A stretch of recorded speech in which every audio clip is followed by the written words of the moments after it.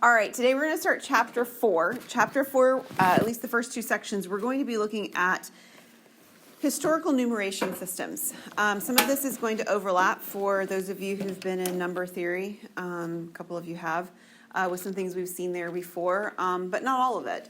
So what we're going to be looking at is are called mathematical systems. A mathematical system is made up of three components: a set of elements. So we'll first talk about that when we look at our systems. One or more operations for combining elements.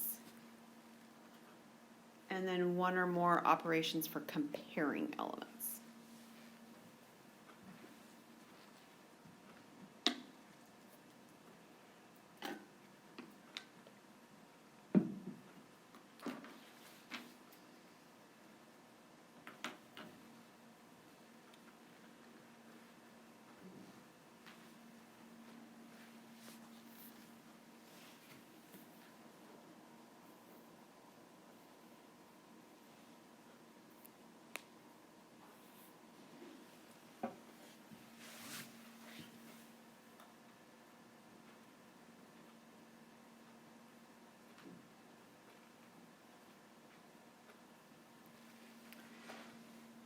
So the first system that we're just going to mention is actually our system. And you may or may not know, but our system is actually called the Hindu-Arabic Numeration System. And we have all these elements in our system.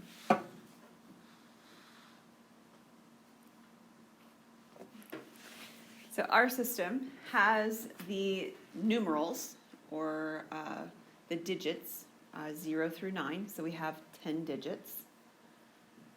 Some of our operations for combining these together are addition, subtraction, multiplication, division. And some of the ways that we compare numbers are equality, and then less than and greater than.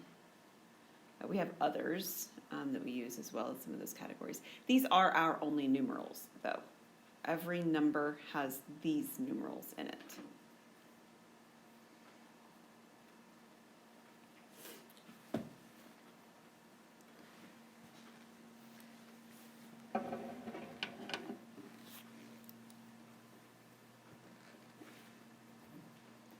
And with that as our sort of starting point of what we use now, what we're going to do is we're going to take a step back in time, and we're going to look at 3 different historical numeration systems today.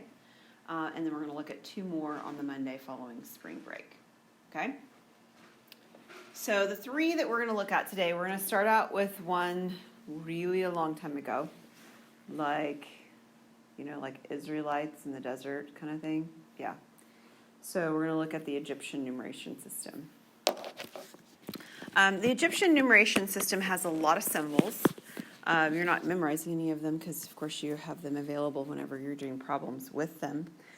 They have different sort of descriptive phrases about them that are written in here. And we're going to write in the symbols together.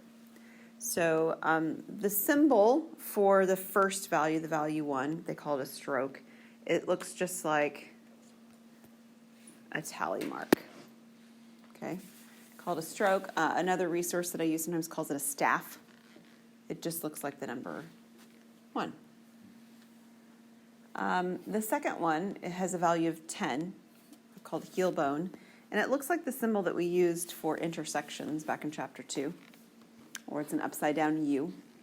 You can kind of use your imagination to see that that's the shape of our heel, so that is a heel bone. The next one is called a scroll, and it looks kind of like that. Maybe like a scripty sort of, not closed 9 or something like that. It's a scroll. Those 3 are the easiest ones to draw. The ones that follow after this tend to look somewhat different from resource to resource.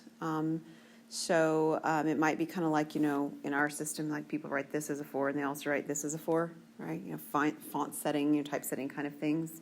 So you see some of these look different a little bit between resources. The first one of these more complicated ones is called a lotus flower. It's worth 1,000. It looks something like this. It's less valuable as to exactly how you draw them because most of the answers that you are going to be looking at are going to be multiple choice kind of things inside of my math lab anyway. So you're definitely going to be able to identify that that's the lotus flower. The next one, the pointing finger, for whatever reason, this is one that I struggle to draw well, but it looks something like that.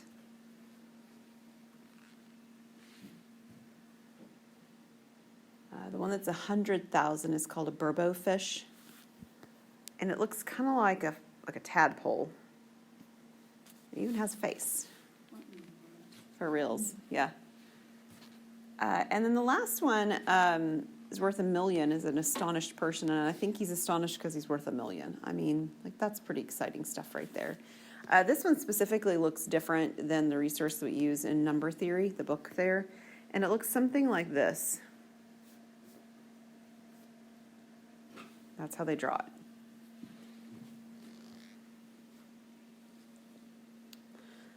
Our book that we use in number theory draws it differently.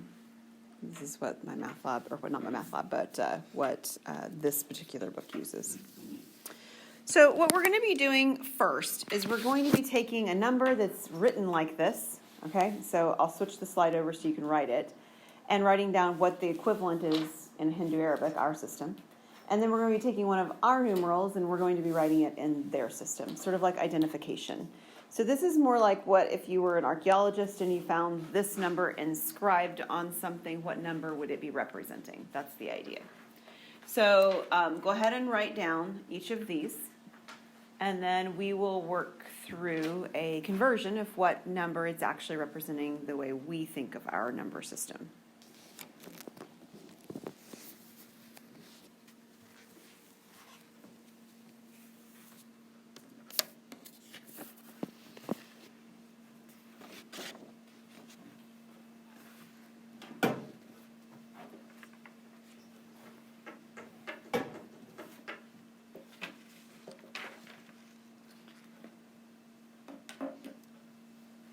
So the Egyptians used repeated symbols to represent a value being repeated multiple times in its size. So when you see 2 lotus flowers and a lotus flower is worth 1,000, it means that you have 2,000. If you see 3 heel bones, it means it's 3 heel bones, so it's worth 3 times 10 or 30. So theirs is just this repetition of symbols kind of system. It makes it actually really easy to go back and forth between the values. That's actually a really nice feature. So interpreting the values is pretty straightforward. However, if you have to repeat a value a whole bunch of times, that's really not that, nice of a system. So if you were representing the value 99,999, and you had to write 9 of each of the different types of symbols, you would probably not like this system very quickly. But converting, figuring out what number it's representing is not so bad. So the first one's a pointing finger, and pointing fingers are worth how much? 10,000, and there's just one of them, so this is the 10,000 part. I'm just going to write them out first.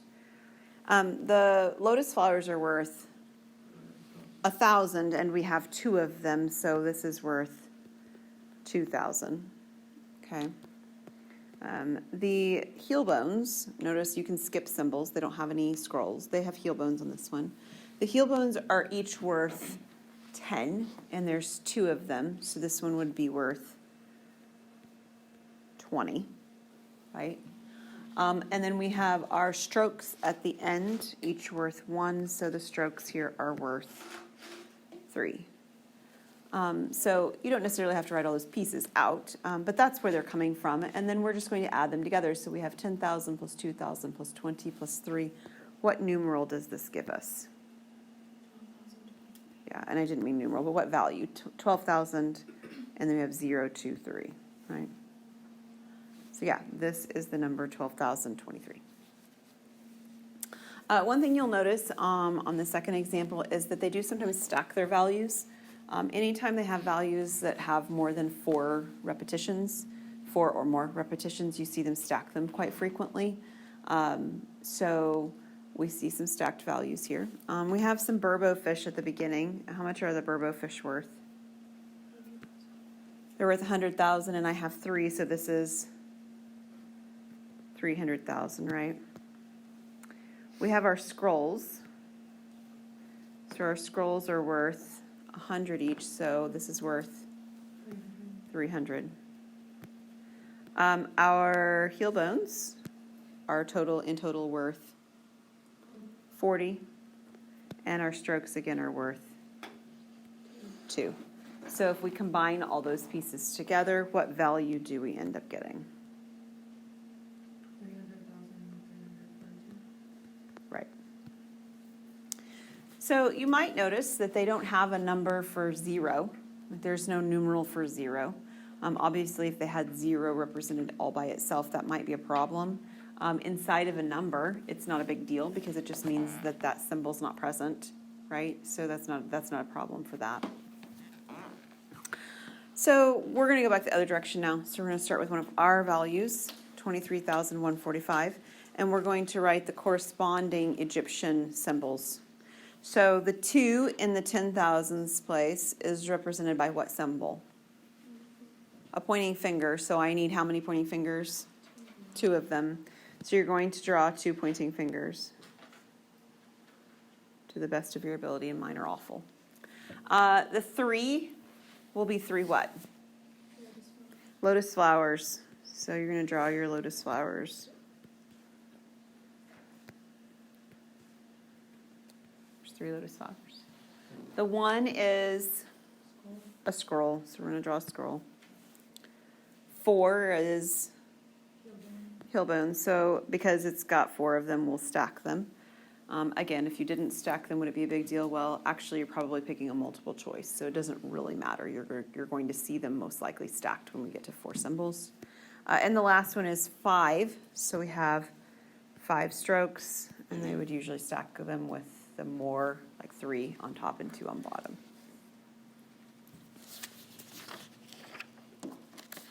Okay, is that all good? Okay. So we're going to do the same thing for the next one. I have 51,300. So the 5 tells me I'm going to have 5 pointing fingers. And again, we'll stack them. We'll put 3 on top. Wow, that one was worse than normal. Let's try again. And 2 on bottom. It's my 5 pointing fingers. I have 1 lotus flower. And then I have 3 scrolls.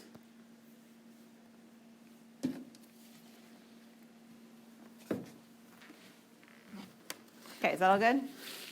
Okay, so we're going to do something in the Egyptian system that we're not going to do for any of our other systems. We're going to do a little bit of addition and subtraction, okay, and see what it actually would look like in their system.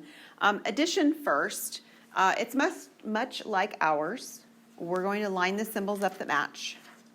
And then we sometimes have a need to either, we call it carrying, or you might call it regrouping. And they work from right to left. So the carrying, regrouping is the same thing we do when we add in our system. For instance, if we add 2 single digits together and they add up to more than 10, we regroup to the tens column and we write the remaining part below. We call it carrying. Probably when you were in school they called it carrying. They call it regrouping these days more. And so we're going to do an example where you're going to see that. Some of the problems in my math lab might actually show the carrying regrouping portion of it as one of the multiple choice answer choices kind of things, not just the answer at the end kind of thing. So I want to make sure you see how it looks.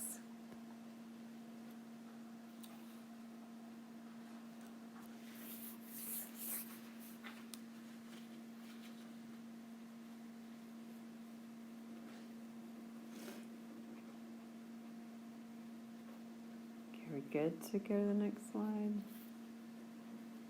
Yeah? Okay. All right, so this is the first one we're going to work with, and I'll give you a chance to write it down. The first number has a scroll, the 4 heel bones and 2 strokes, and then it has, as the second number, 7 heel bones and 4 strokes.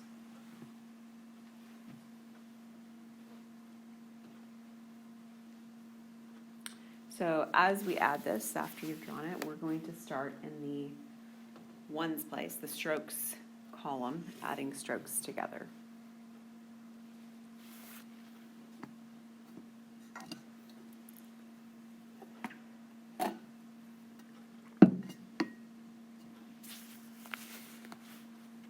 All right, so how many total strokes do we have?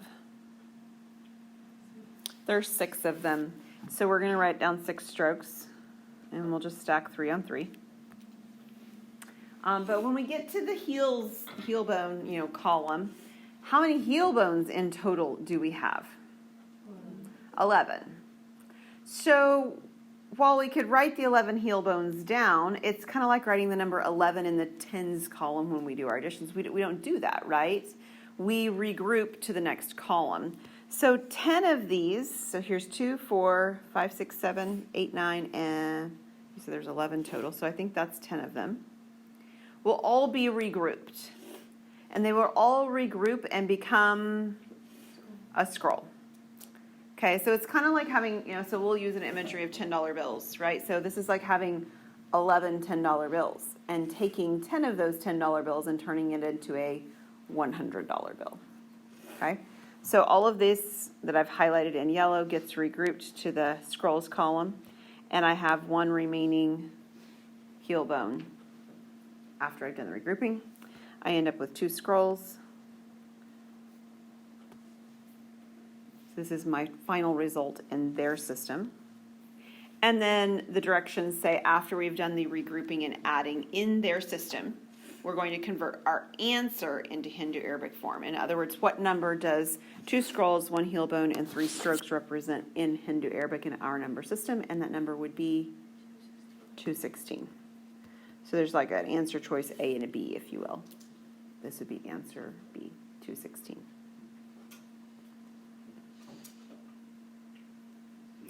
You might notice that I've got this little thing down in the corner.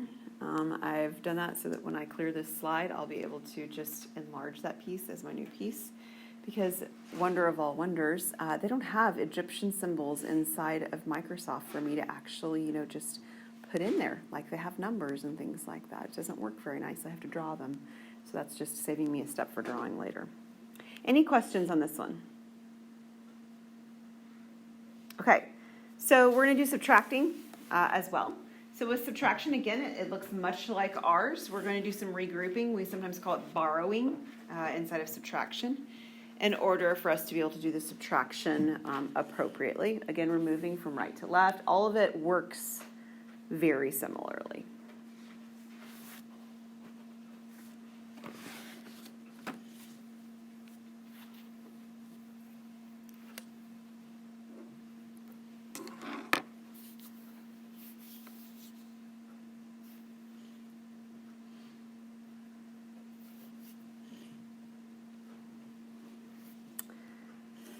Okay, so this is the one we're going to do. We have a lotus flower, there's 5 scrolls, I have 3 heel bones, and then I think that's 7 strokes. And then on the second one I have 2 scrolls, I believe there are 7 heel bones, and then there are 3 strokes.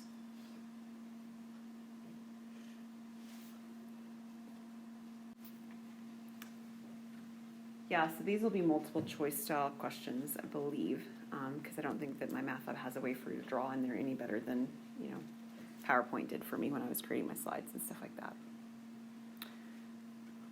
Okay, so if we start with the strokes column, there are more strokes on top than there are on bottoms. There's no problem with that. I have 7 strokes in the first number. I have 3 strokes in the second number. So if I take 7 strokes and I remove 3 strokes, how many strokes do I have? 4 strokes. So I'm going to write the 4 strokes down. I'm just going to write them side by side. They might stack them. These are very small digits, so they might write them side by side. But as soon as I get to the heel bones category, I have a problem because there are 3 heel bones, and I'm trying to remove 7 heel bones, right? So just like in our system, if we try to do 3 minus 7, we would go to the next column over, the hundreds column, and we would borrow or we would regroup so that we'd have enough to subtract from. So in essence, we're taking one of our scrolls, and we're going to turn the scroll into some heel bones. How many heel bones? 10, because we're always regrouping 10 items. So this scroll, and I'll change the color to yellow, is going to become 10 heel bones.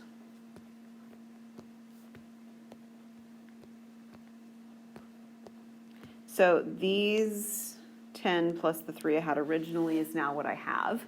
So now I have 13 heel bones, and I'm going to remove 7 of them. So if it helps you to sort of count them out, right? Like, so here's 5, 6, 7, 8. How many was I supposed to do? 7, sorry. 6, 7. So there's 7 that I've marked out to match up with the 7 on bottom, right? To be removed down here. And that leaves me with how many? 6. So I have 6 remaining, and we'll stack them. So 3 on top, 3 on bottom. Now, one of those scrolls we traded in for the heel bone, so it's not really there anymore. So now I have 4 scrolls, and I removed 2 scrolls, leaving me with 2 scrolls. And then in the lotus flower column, there's simply nothing to remove from it, so I just have the 1 lotus flower that it started out with in the first number. So this is my result. And the question is, what is its value? So the lotus flower is in the thousands place, so that's 1,000. The scrolls are in the hundreds place, so I would have 200. And then I have 6 tens, so 6 heel bones is 6 tens, and 4 strokes, which is 4 ones. So these are my 2 answers that I'm asked to find. Yeah, Bailey. How come you only took out 7 of the heel bones instead of 8? Because there's only 7 down here. Oh. Yeah, that's okay. I was having counting issues the first time I did this morning too. Yeah, that's the why. Okay, any other questions about addition or subtraction in Egyptian? Okay, our next system you have seen before. Ancient Roman numeration. So where have you seen Roman numerals used before? There's lots of answers here. Clocks. History. So you see things, you may not have ever ventured to the East Coast, but many years back I was on the East Coast for a wedding, and the buildings were dated by their establishment date, and they were dated in Roman numerals, and a lot of the tombstones also, because they're really old things back in the, that side of the country, had Roman numerals on them.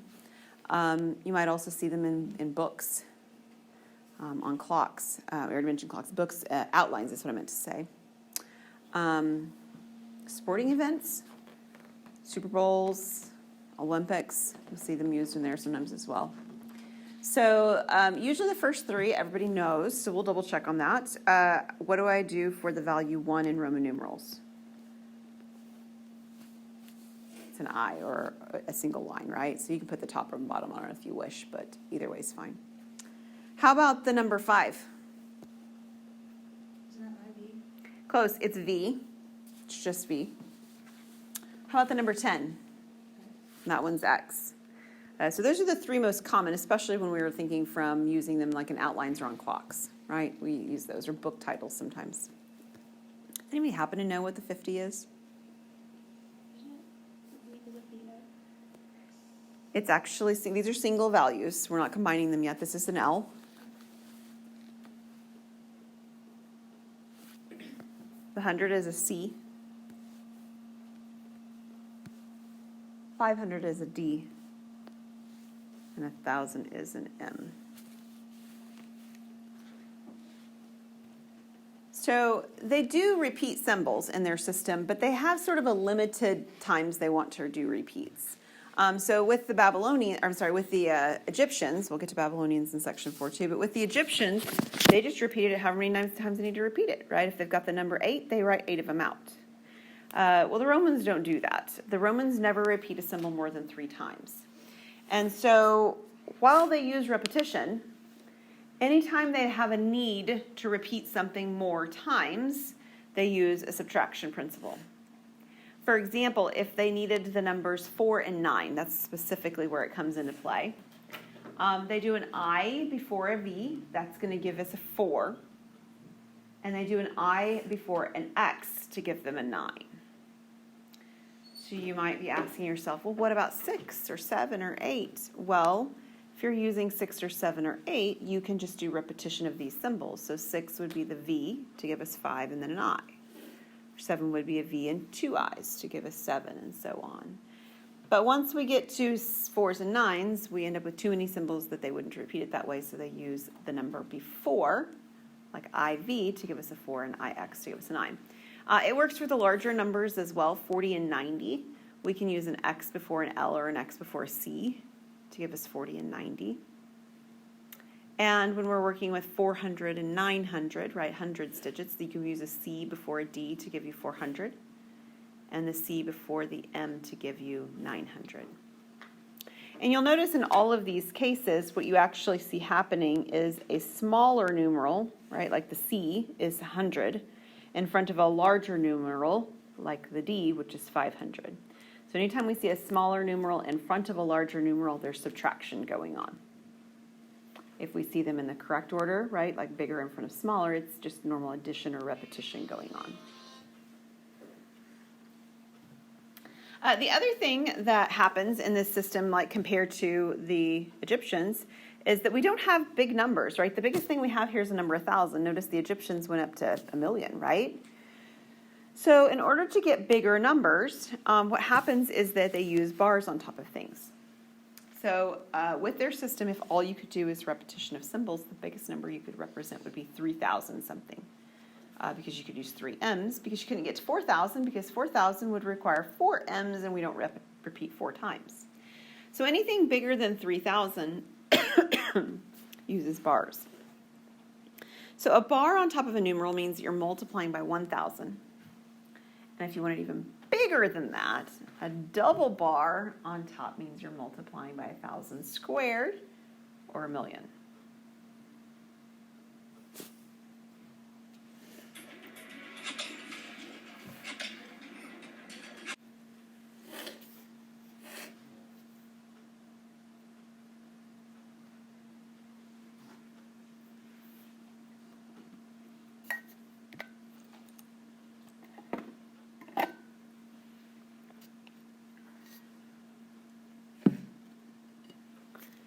I think these are printed in your notes for the next couple. Is that true? The M's and the C's and the X's and all that kind of stuff. For the questions? Mm-hmm, for the It's on questions. one of them, but not the other. Okay. The bars have changed since these were put in, so that's probably why. All right, so the first one, we see MDXCVII. And what we're going to do on this run together is we're just going to write out what each of the values are, okay, so that we can see whether we're adding or subtracting, because whether things come before or after certain digits tells us whether we add or subtract. So what is the M worth? 1,000. How about the D? 500. And we're just going to go one at a time. The X? 10. The C? 100. The V? 5. And then I'm going to put my 2 I's together. The 2 I's are going to be worth 2. So anytime you see a smaller value in front of a larger value, we subtract. So do you see that happen here? Yeah. Where is it? The 10 and 100.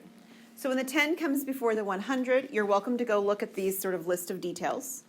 Or you're welcome to do the subtraction. 10 in front of 100 means I do 100 minus 10, which gives me 90. Everything else becomes addition. So I have 1,000 plus 500 plus 90 plus 5 plus 2. Add them all together. What do I get? I'll start you out. 1,000. What's next? 500 and 97. Could be a date. 1,597. Is that all right? So that's how the subtraction principle works. And number 8, the one you're going to write in, what you'll notice is you'll notice some bars on top of things. So we're going to treat each piece that has a bar separate from the others. So this one right here has 2 bars on top of it, the X. How much is the X worth? 10. All by itself it's worth 10, but because the double bar is on top of it, it's going to be multiplied by a million. So instead of being worth 10, it's going to be worth 10 million. Yeah. Okay, the part that's got the double, or the single bars after the double bars, the CD. Okay, so let's do that one. C is 100 and D is 500. So when the 100 comes before the 500, what does that tell us? Subtract. So I have 400. And it's got the bar on the top, so the bar on the top means I multiply it by 1,000. Okay, I'm not putting it all together yet, I'm just writing details down. So far I have 10 times a million, and I have 400 times 1,000. Let's keep going. I'll write it above since I'm running out of space below. Have an L. The L is worth 50. Have an X worth 10, so numbers are going down. I have an I worth 1 followed by a V worth 5. So once I get to the IV part at the end, the 1, 5 part, that's the subtraction principle again, representing the number 4. Okay, so there's a lot going on in this problem, but it's actually nicely separated by commas. So what you see happen is that when a number has the double bars on top of it, 10 million, the 10 ends up being before a comma, right? It's in the millions place. The part that has the single bar on top of it in the middle there that's sort of sandwiched in between the 400 is a 400 in the thousands place. So it's sandwiched again in between the commas. And the part that's at the end that doesn't have any bars on top of it goes by itself. I have a 50, I have a 10, I have a 4. What's that total if I add it up? 64, so I have 0, 6, 4.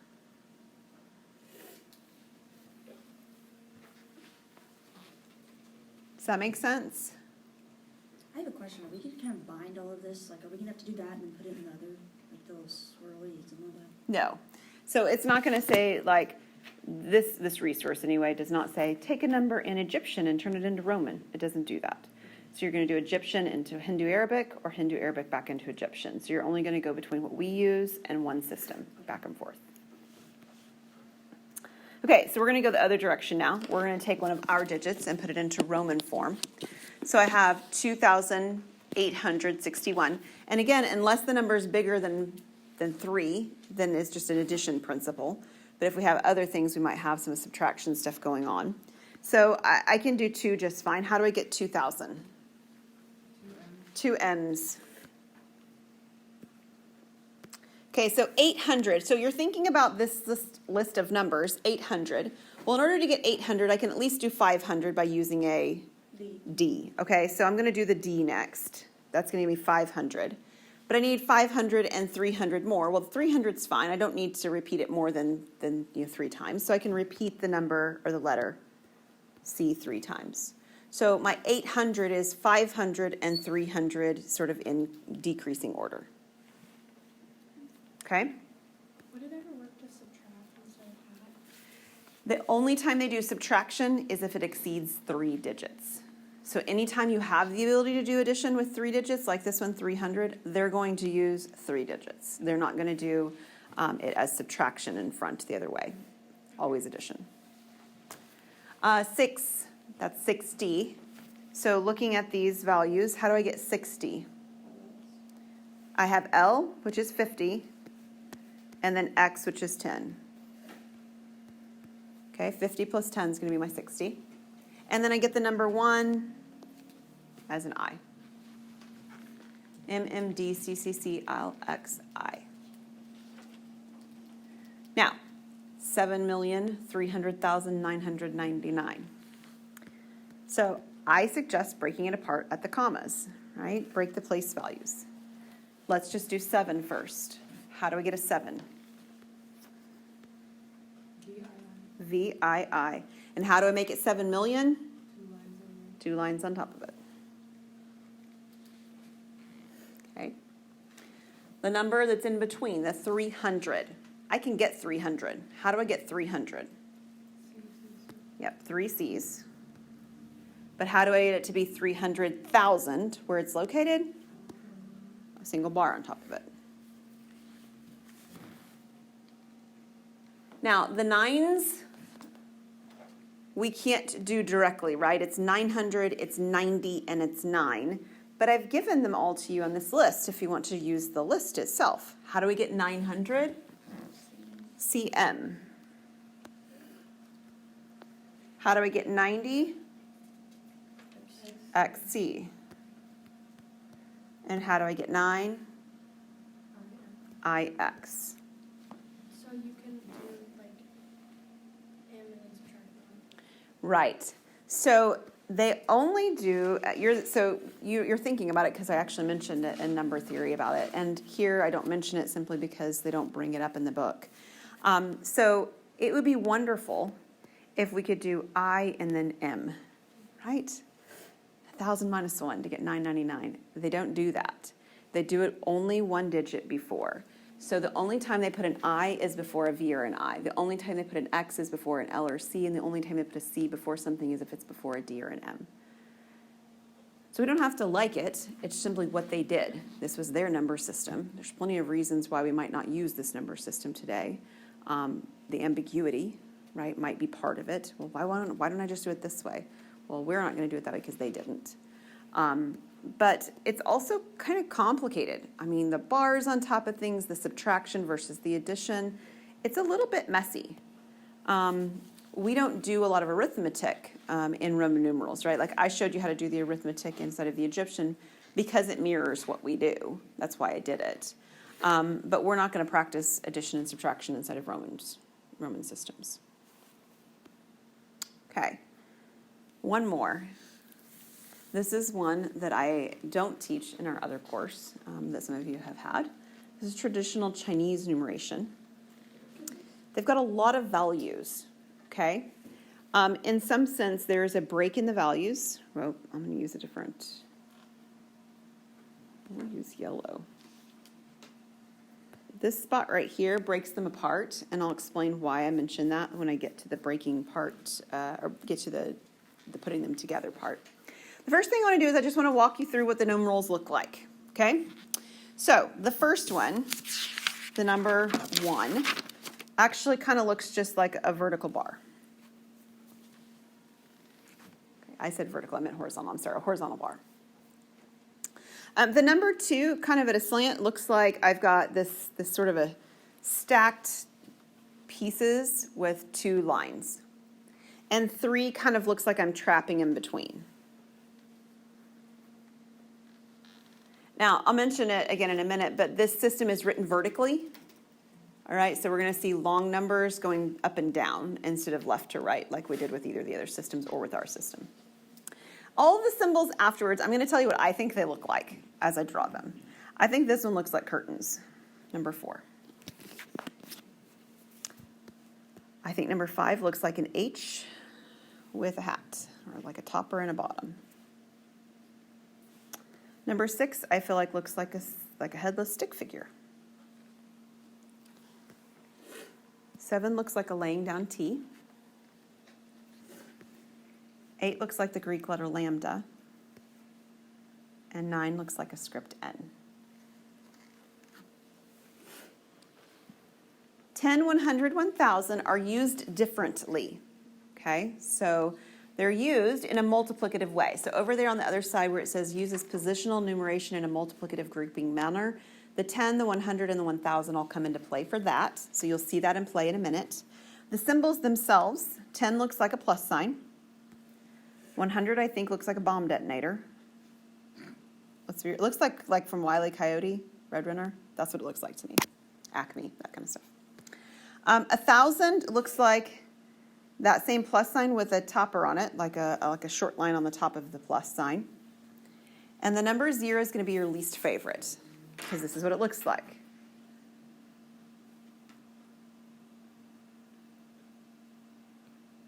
I can't even draw it in there, because that's how they drew it, Kendall. I don't know so why. dumb. There's like 3 lines in there. I don't even almost have enough so space. complicated? Just write a 0. So I had somebody ask me this morning, and I've had people ask in the past, do they still do it this way? And I actually had a Chinese student in my class one semester who said, so in literature, When you read like a book that's written in Chinese, the numerals will look like this usually. That's where he sees it from his history. But if you're actually doing mathematics, they're not doing the mathematics with these numerals. So mathematics has sometimes been called a universal language because the numerals we use are the same numerals my children learned in Ethiopia, right? But this is traditional Chinese numeration. So one would assume by the way that it's being presented that traditionally, back in history, before the adoption of the Hindu-Arabic system sort of as a universal, right, this would have been used. So let me show you how it's used, because it's actually really very clean and easy. It's way easier than Romans, even if you don't like some of the symbols. And the 0 doesn't get used very much, okay? So here's our first one. I've got that in, I've got that detonator, all these symbols, and we're just going to write next to it what number it represents. And I'll show you how we use it. Why do they write them on top of each other? I don't have a why. I don't know why. That's just what they did. We're going to see another one on Monday after spring break that's written vertically. The Mayans did vertical alignment as well. The detonator was worth how much? Do you guys remember? 100. How about I changed my size. Let me try that again. How about the 3 lines? 3. The plus sign? 10. And the H? 5. And here's what they do. Remember I said it was positional and that those values that are at the bottom, the 10, the 100, 1,000 are different. They get grouped together like this. And it's multiplicative. So the 9 is 900s.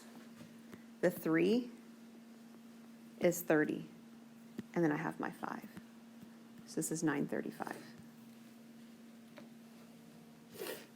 It's telling you what place value it's in. We do it by its location. They're doing it by telling you times 100, times 1,000, times whatever. Okay? So we'll try another one. The curtain is the value 4.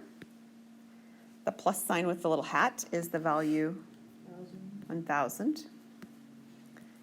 The 2 lines is the value, and the detonator is the value 100. Okay, it always groups with the number below, all right? So you always see the single digit value with the tens, the tens place value underneath it. So this is the number 4,000, and this is the number 200, giving us a grand total of 4,200.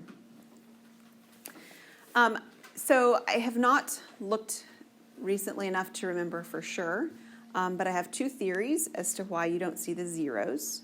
You're going to see the 0 happen here in a moment. One theory is that it may be optional when it occurs. My other theory has to do with the fact that this value at the end, like there's nothing happening after it, so there's no need for it, right? I had the 4,000, I have the 200, so I'm done. But let's see what happens in our last 2 examples when we turn our number into theirs. So on this one, you actually see the number 0 trapped between, right? So we're going to represent the number 2 as the 2 lines. And I have to tell you that it's in the hundreds place, so I put the detonator with it, so it's 2 hundreds. 2 times 100. And then I have a 0. So I write the 0 in, and a 0 is a standalone. You don't have to put 0 times 10. So it's our favorite one to draw, or not. Looks like that. That's my 0. And then I have the 2 at the end.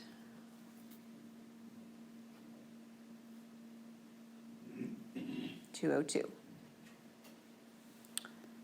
Now I've got 7,612. So how do I write a 7? The laying down T. But it's 7,000, so I have to multiply it by 1,000, which looks like the plus with the line on the top. That's 7,000. 600, the 6 would be the stick person without a head, times 100, and the 100 looks like the detonator. I need 10. You can't just write 10 alone. It has to be 1 times 10. So here's the 1, and then here's times the 10. Okay?